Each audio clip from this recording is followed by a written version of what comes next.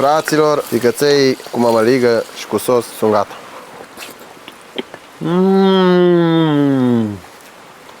O nebunie și cu ardei, uite.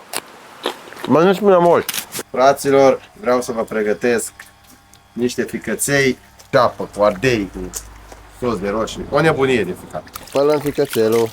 Punem apă la fiert pentru ficăței. Punem puțină sare. Punem și foi de dafin. Punem ficatul la fiert.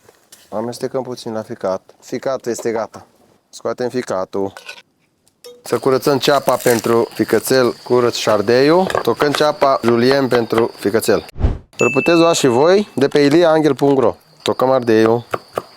Punem tigaia pentru sosul la ficățel. Punem ulei pentru ceapă și ardei. Punem ceapa și ardeiul. Punem sare și puțin piper. Amestecăm ceapa cu ardeiul. Punem și bulion de tomate. Punem și boia. Punem usturoiul. Punem ficățelul. Amestecăm ușor ficățelul. Tocăm mărar cu pătrunjel pentru ficățel. Punem și mărarul cu pătrunjel. Rețeta asta este făcută din cartea mea de rețete, unde o puteți găsi pe iliaangel.ro.